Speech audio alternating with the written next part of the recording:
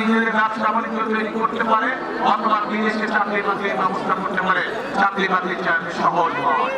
এখন প্রিয় ভাই বোনেরা, শুধু তাই নয়, নিশ্চয়ই আপনারা শুনেছেন যে 12 তারিখে নির্বাচনে ইনশাআল্লাহ বিএনপি সরকার গঠন করলে, আমি শীষ জয়যুক্ত হলে আমরা এই দেশের মা বোনদেরকে, এই দেশের গৃহিণীদেরকে আমরা অর্থনৈতিকভাবে স্বাবলম্বী করে তুলতে চাই। কিভাবে? আমরা প্রত্যেকটি নারীর কাছে, যেই ধর্মেরই হোক না, সকল ধর্মের, সে যদি বাংলাদেশের একজন মা হয়ে থাকে, সে যদি বাংলাদেশের একজন গৃহিণী হয়ে থাকে, আমরা তার কাছে ফ্যামিলি কার্ড পৌঁছে দিতে চাই। প্রত্যেকটি খেটে খাওয়া প্রত্যেকটি পরিবারের মা প্রতি মাসে সরকারের পক্ষ থেকে একটি সহযোগিতা পাবে। প্রিয় ভাই বোনেরা, প্রিয় ভাই বোনেরা, আমরা কৃষকদের জন্য পরিকল্পনা গ্রহণ করেছি। এই এলাকাটা হচ্ছে কৃষি প্রধান একটি এলাকা। এলাকার বহু মানুষ কৃষির সাথে জড়িত, সেই জন্য বহু কৃষক ভাই আছে। এই কৃষকরা যদি ভালো থাকে, বাংলাদেশের মানুষ ভালো থাকবে। এবং কৃষকরা যাতে ভালো থাকে, তারা যাতে সহজে কৃষিজাত দ্রব্য, বীজ, সার, কীটনাশক ওষুধ তার প্রয়োজন মতন পেতে পারে, সেই জন্য আমরা কৃষক ভাইদেরকে কৃষি কার্ড পৌঁছে দিতে চাই, যার মাধ্যমে সে সহজে কৃষি ঋণ পেতে পারবে, যার মাধ্যমে সে সহজে তার প্রয়োজনীয় কীটনাশক ওষুধ, বীজ, সার সবকিছু পাবে। শুধু তাই নয় প্রিয় ভাই বোনেরা, আমরা সিদ্ধান্ত গ্রহণ করেছি 12 তারিখে আপনাদের ভোটে ইনশাআল্লাহ আল্লাহর রহমতে বিএনপি সরকার গঠন করলে আমরা সারা বাংলাদেশে অবশ্যই সারা বাংলাদেশে কৃষকদের 10,000 টাকা পর্যন্ত কৃষি লোন সুদ সহ আমরা মওকুফ করবো ইনশাআল্লাহ।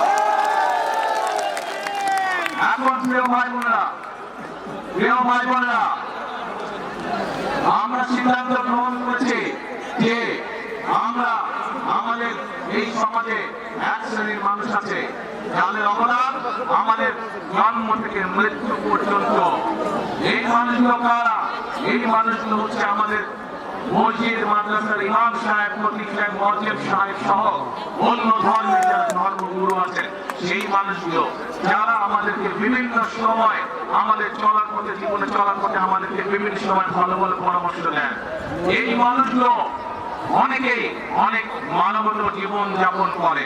ইনশাআল্লাহ বিএনপি সরকার গঠন করলে পরে, 12 তারিখে ধানের শীষ বিজয় হলে পরে, আমরা এইসব ধর্মীয় মানুষ যারা আছেন তাদেরকে আমরা সরকারের পক্ষ থেকে সম্মানের ব্যবস্থা করতে চাই, যাতে করে তারা একটি সম্মানজনক জীবন যাপন করতে পারে।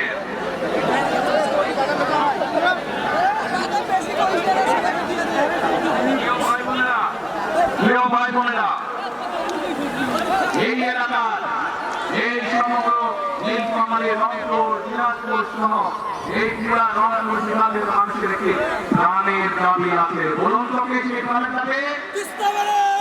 বলুন তো কি সেই প্রাণের দাবি? তিস্তা ব্যারাজ মহাপরিকল্পনা।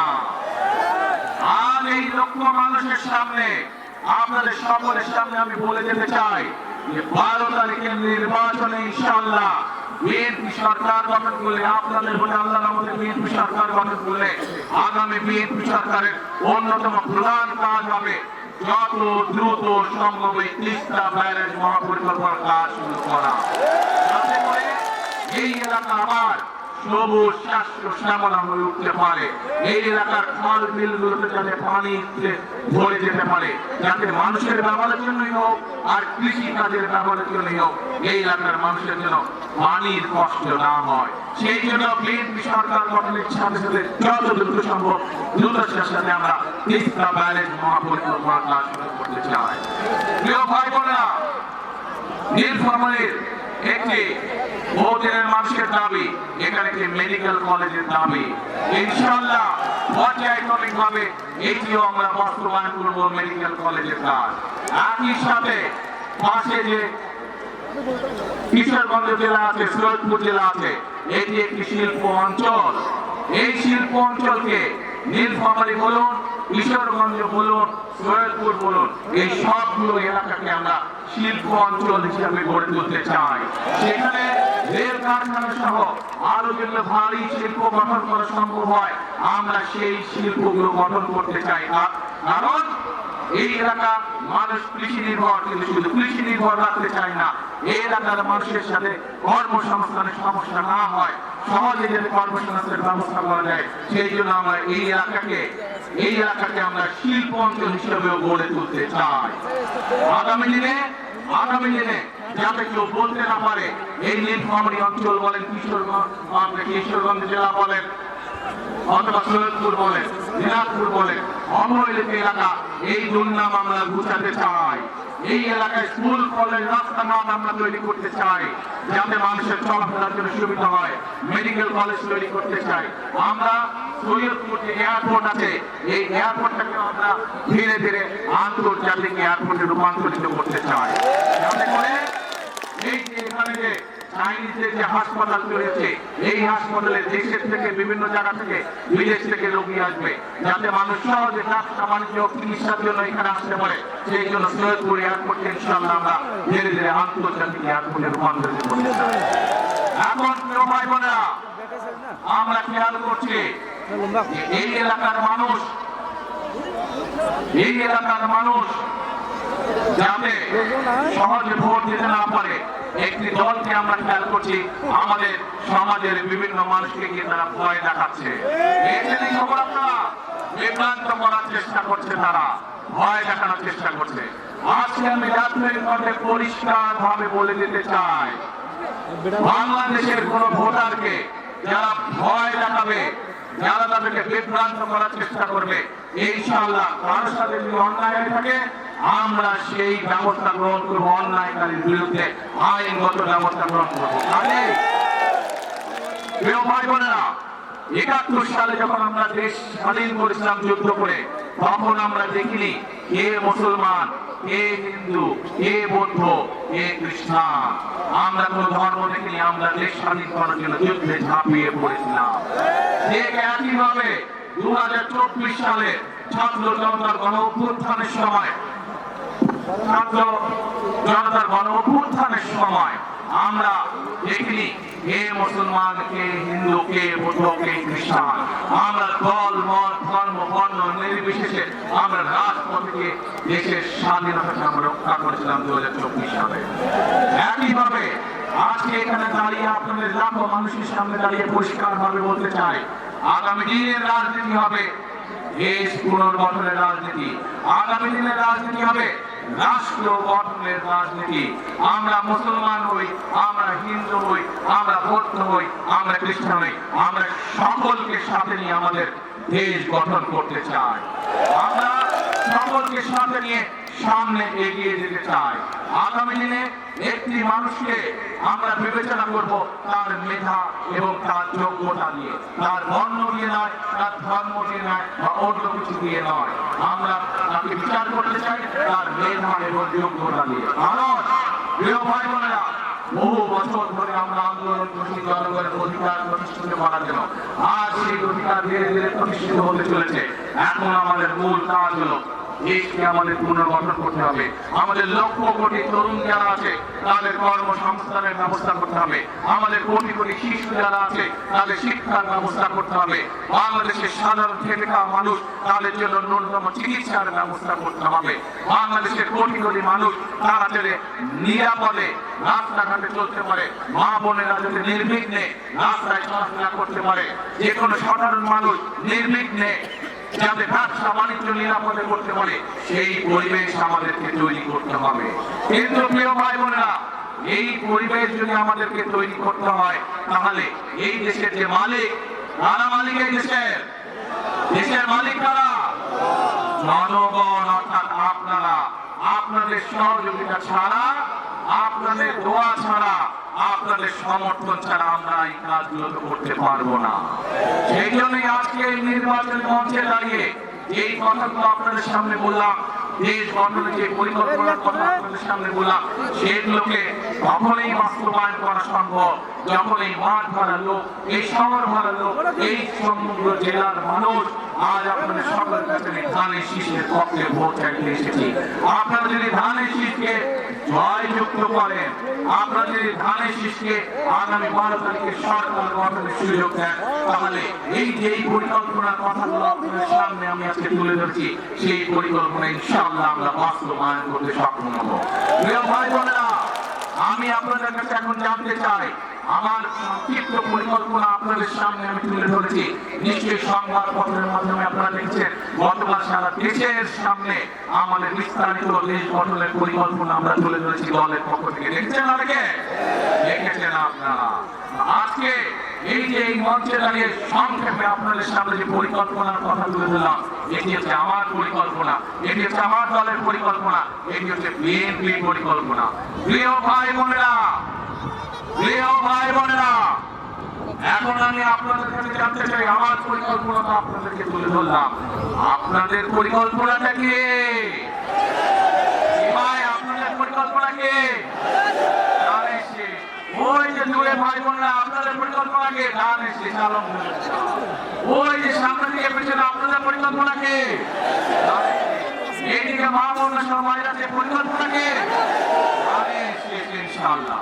প্রিয় ভাই বোনেরা, নিশ্চয়ই অনেকের মনে আছে যে এর আগে যখন আমি দেশে ছিলাম, বিদেশ চলে যেতে বাধ্য হয়েছিলাম, সেই সময় শীতের সময় আমি এসেছি। শীতের সময় দুস্থ মানুষের মধ্যে আমি, দুস্থ অসহায় নারীদের মাঝে আমরা কম্বল, গরম কাপড় বিতরণ করেছিলাম। তারপরে বহু বছর আসার সুযোগ পাইনি। আজকে আল্লাহর রহমতে আলহামদুলিল্লাহ বহু বছর পরে আমার এই সময়ের মাঝে আপনাদের সামনে উপস্থিত হতে পেরেছি। আজ আপনাদের সামনে উপস্থিত হয়েছি দেশ গঠনের পরিকল্পনা নিয়ে। আজ আপনাদের সামনে উপস্থিত হয়েছি দেশ গঠনের শপথ নিয়ে। আজ আপনাদের সামনে উপস্থিত হয়েছি কাঁধে কাঁধ মিলিয়ে আমাদের এই প্রিয় মাতৃভূমি বাংলাদেশে গড়ে তোলার জন্য। প্রিয় ভাই বোনেরা, আজকে আমাদেরকে সতর্ক থাকতে হবে। সতর্ক এই জন্য থাকতে হবে, গত 1 যুগেরও বেশি সময় ধরে যেভাবে বাংলাদেশের মানুষের কথা বলার অধিকারকে কেড়ে নেওয়া হয়েছিল, বাংলাদেশের মানুষের ভোটের অধিকারকে যারা কেড়ে নিয়েছিল, তারা তো দেশ থেকে পালিয়ে গিয়েছে। কিন্তু তাদেরই এক সহযাত্রী তারা দেশে রয়ে গিয়েছে। বিভিন্ন সময় তারা দেশ স্বাধীনের পর থেকে, দেশ স্বাধীন আগে থেকে বিভিন্ন সময় তারা বিভিন্ন রূপ ধারণ করেছে। এই রূপ ধারণ করে বহু রূপ ধারণকারী তারা আজকে বিভিন্ন জায়গায় বিভিন্ন ষড়যন্ত্রে লিপ্ত হয়েছে।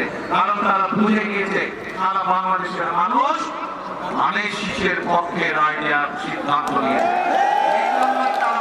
বিভিন্ন ষড়যন্ত্রে লিপ্ত হয়েছে। পত্রিকার পাতায়, বিভিন্ন সংবাদ মাধ্যমে আমরা দেখেছি তারা মা বোনদেরকে বিভ্রান্ত করছে, তাদের তাদের বিকাশ সম্মান দিচ্ছে। ভিন্ন ধর্মের মানুষ যারা আছেন তাদেরকে বিভিন্ন ভাবে হুমকি দিচ্ছে। পরিষ্কার ভাবে বলে দিতে চাই, একটু আগে যেভাবে বলেছি 71 সালে আমরা সকল ভাই বোন, সকল ধর্মের ভাই বোনা ঐক্যবদ্ধ থেকে দেশকে স্বাধীন করেছি। 2024 সালের গণঅভ্যুত্থানে আমরা সকল ধর্মের ভাই বোনরা ঐক্যবদ্ধ থেকে স্বাধীনতা রক্ষা করেছি। ইনশাআল্লাহ আমরা সকল ধর্মের ভাই বোনরা ঐক্যবদ্ধ ভাবে এই 12 তারিখের নির্বাচনে যারা ষড়যন্ত্র করবে তাদেরকে আমরা কাজ ভাঙা জবাব দেবো ইনশাআল্লাহ। ভাই বোনরা, সামনে লক্ষ্য, সামনে উদ্দেশ্য একটাই। আর এখানে দাঁড়িয়ে আপনাদের সামনে আমি রাজনৈতিক প্রতিপক্ষ সম্পর্কে অনেক কথা বলতে পারতাম, কিন্তু ওইসব কথা বলতে কি জনগণের কোনো উপকার হতো? মানুষের উপকারটা মানুষ জানতে চায়। মানুষ জানতে চায় যে কোন রাজনৈতিক দল তাদের জন্য কি করবে, এই ধরনে কি কাজ করবে, মানুষের জীবন যাত্রা পরিবর্তনের জন্য কি কাজ করবে, মানুষ সেটাই জানতে চায়।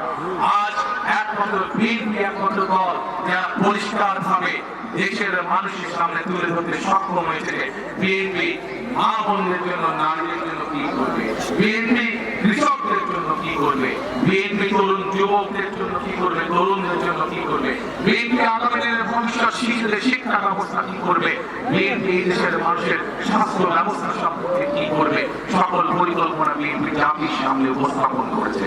প্রিয় ভাই বোনেরা, আজ কাজ একটাই, আমাদেরকে দেশ গঠনের কাজে মনোনিবেশ করতে হবে, আমাদেরকে দেশ গঠনের কাজে শপথ গ্রহণ করতে হবে।